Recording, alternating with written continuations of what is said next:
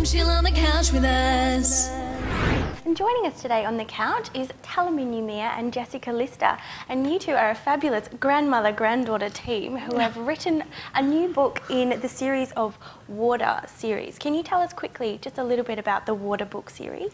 Okay, the Waarda book series is a series that's made up of 6 books. The first 2, one with myself and Jess, Bush Secrets, and of course the second book that's been also launched is by Gladys Milroy, called The Big Cold. These 6 books were brought about by Sally Morgan, had a bit of a yarn with us as sisters, and people that, sisters that actually work within various education facilities. And we just thought that, there was great gaps in numeracy and literacy that our kids were falling through, Aboriginal kids were falling through those gaps. So we thought that we'd actually come together, talk about how we could actually help, stunt the growth of that continuation of our kids not coming up to scratch in regards to that part of their educational life. So we actually brought the book series together and, sharing stories, and hopefully our young kids will, see the benefit in regards to what we are hoping to, share with them through Waarda. So the Waarda book series was really designed to help educate Aboriginal children with literacy and things like that. How has your new book, Bush Secrets, how is that kind of interlinked in the Waarda series? Okay, well, as I said, it's one of the first of the 6 books, and we didn't think that we were going to get so much attention to it outside of, say, the Aboriginal community. Aboriginal kids in state schools, and also the Aboriginal Muditch school out at Midland, picked it up and think it was a wonderful vehicle to be able to give our young kids, a connection to their culture, to the country, to the eldership, and also the importance of telling a story.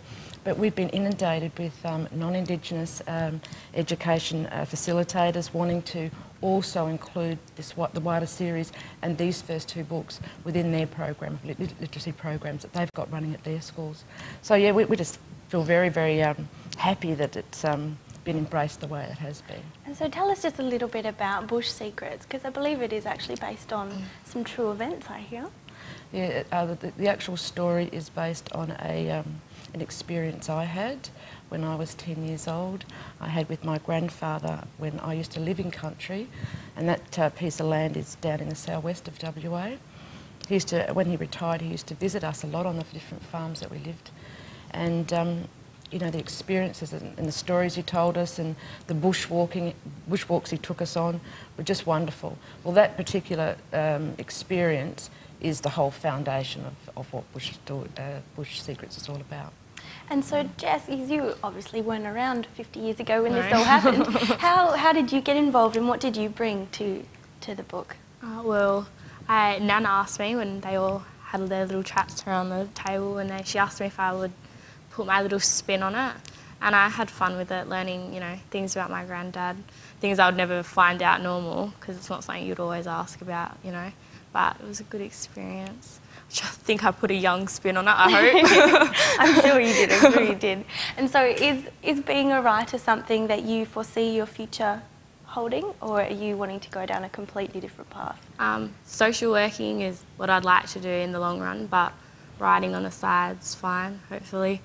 It's given me a lot of, a good experience and learning curve, I guess. I'm sure you'll be able to fit it in somewhere. I hope so. You both have written some books before this one, Bush Secrets. Yeah. It hasn't necessarily been published just yet. So you've been writing since what age, Jess? Well, since you could learn to speak, is that right? About 13. I've always helped Nan with her projects, but about 13 we started writing little stories. And now this one got published. And so this new book, Bush Secrets, you're wanting to use this in a very unique way, aren't you, with a new program? Just quickly tell us a little bit about your program. Okay, well, what I'd like to do is to start off with the Aboriginal kids out at the Muditch school in Midland. And I've approached the principal in regards to how do they feel that we can actually use this publication.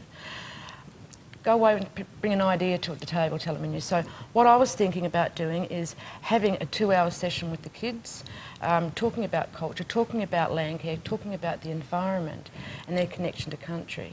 Because that's what the book, the foundation of the whole story of the book is looks at that land care and the importance of how kids need to understand that they have got responsibilities once they grow up in regards to the environment.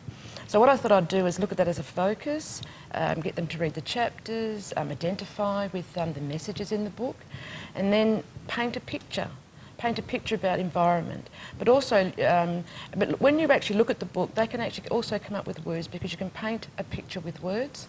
And so when they actually do their piece of art, they can actually take one of the words that inspired them from listening to the book, listening to the story, put that on their artwork, and then actually translate that into Noongar language, because at the school they've got a Noongar linguist, an Aboriginal woman that's been working with Aboriginal kids for many, many years, Roma Winmar. So that's what I plan to do. That sounds fantastic. That sounds like a great program, and good luck with all of that, and good luck with your writing, both of you. Okay, thank you very much for being on the couch with us today. If you would like any more information on Bush Secrets or Tjalaminu's fantastic new program, just pop onto our website.